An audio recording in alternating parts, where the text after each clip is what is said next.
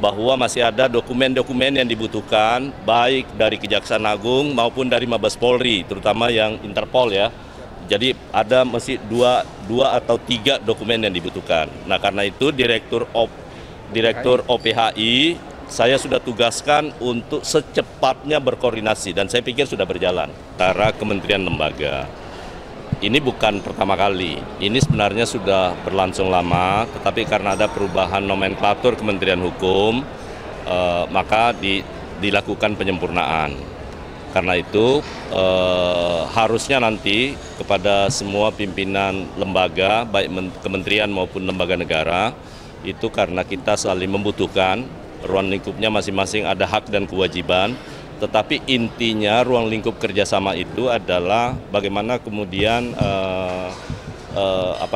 pemberian layanan yang terkait dengan tugas dan fungsi Kementerian Hukum di bidang hukum, terutama yang terkait dengan ada keterkaitan tugas dengan teman-teman kementerian yang lain, maka itu kemudian yang menjadi esensi daripada penandatanganan MOU kali ini.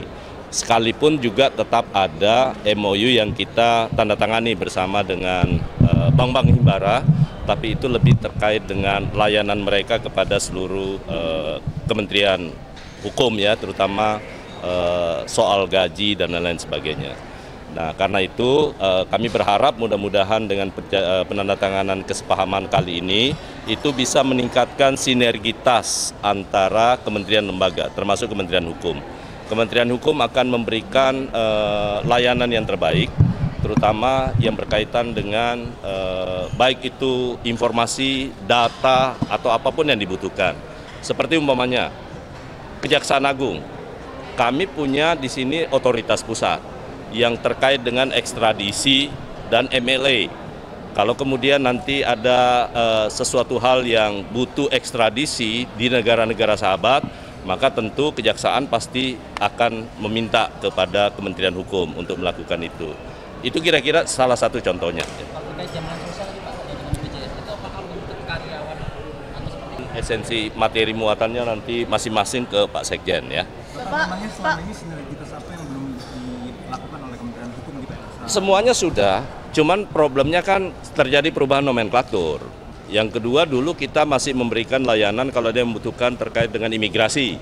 Sekarang kan udah enggak, sudah ada kementeriannya sendiri. Nah tentu wilayah-wilayah yang seperti itu yang kita lakukan penyesuaian.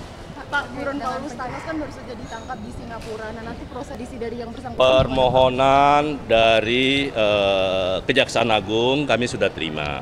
Karena itu lagi diproses oleh otoritas pusat, dalam hal ini adalah Direktorat OPHI di Dirjen AHU, bahwa masih ada dokumen-dokumen yang dibutuhkan baik dari Kejaksaan Agung maupun dari Mabes Polri, terutama yang Interpol ya. Jadi ada mesti dua atau tiga dokumen yang dibutuhkan. Nah karena itu Direktur OPHI saya sudah tugaskan untuk secepatnya berkoordinasi dan saya pikir sudah berjalan ya. Kapan akan bisa mungkin? Nanti tanyakan ke Pak Jaksa Agung ya kalau itu.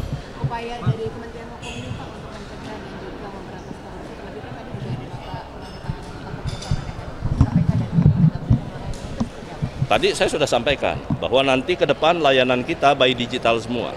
Kalau by digital artinya interaksi orang tidak langsung lagi. Nah karena itu semua dilakukan secara otomatis dan itu menjadi pekerjaan rumah kami yang terbesar saat ini yang akan kita lakukan. Selain by digital mungkin Pak ada mungkin yang dijabarkan dalam nota penandatanganan kerjasama tadi? Nanti teknisnya nanti ke Pak Sekjen ya. Pak, soal RUU Minerba Pak. Tanya kalau soal penegakan hukum bukan ranahnya Kementerian Hukum. Ada nggak dorongan dari? Ya kan Presiden sudah memerintahkan kan, itu artinya seluruh personil Presiden itu wajib menjalankan itu. Tapi jangan tanya di Menteri Hukum, tidak ada urusannya Menteri Hukum dengan kasus-kasus. Pak, untuk Kemenkum sendiri dalam pelibatan dalam RUU Minerba seperti apa Pak? RUU Minerba itu usulan DPR.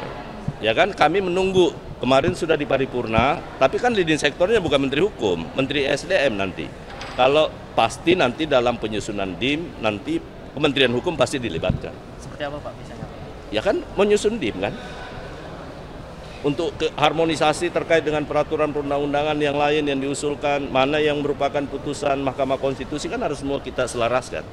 Tapi intinya leadingnya adalah Kementerian ESDM. Nah sekarang kemarin baru paripurna, Presiden belum menunjuk nanti siapa menteri yang akan ditugaskan untuk membahas bersama dengan DPR. Oke ya? Oke, itu Bisa sehari, bisa 2 hari, tergantung kelengkapan dokumennya. Karena kan itu permohonan harus diajukan ke pihak pengadilan di Singapura. Kalau mereka anggap dokumen kita sudah lengkap, ya pasti akan diproses. Pak, ini Pak, soal penyusunan KUHP terbaru. Antara kementerian lembaga, ini bukan pertama kali. Ini sebenarnya sudah berlangsung lama, tetapi karena ada perubahan nomenklatur Kementerian Hukum, maka dilakukan penyempurnaan. Karena itu harusnya nanti kepada semua pimpinan lembaga, baik kementerian maupun lembaga negara, itu karena kita saling membutuhkan, ruang lingkupnya masing-masing ada hak dan kewajiban, tetapi intinya ruang lingkup kerjasama itu adalah bagaimana kemudian pemberian layanan yang terkait dengan tugas dan fungsi Kementerian Hukum di bidang hukum, terutama yang terkait dengan ada keterkaitan tugas dengan teman-teman kementerian yang lain, maka itu kemudian yang menjadi esensi daripada penandatanganan MOU kali ini. Sekalipun juga tetap ada MOU yang kita tanda tangani bersama dengan Bank-Bank Himbara, tapi itu lebih terkait dengan layanan mereka kepada seluruh kementerian hukum ya, terutama soal gaji dan lain-lain sebagainya. Nah, karena itu kami berharap mudah-mudahan dengan penandatanganan kesepahaman kali ini itu bisa meningkatkan sinergitas antara kementerian lembaga, termasuk Kementerian Hukum. Kementerian Hukum akan memberikan layanan yang terbaik, terutama yang berkaitan dengan baik itu informasi, data, atau apapun yang dibutuhkan.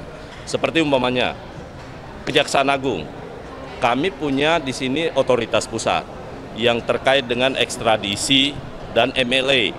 Kalau kemudian nanti ada sesuatu hal yang butuh ekstradisi di negara-negara sahabat, maka tentu Kejaksaan pasti akan meminta kepada Kementerian Hukum untuk melakukan itu.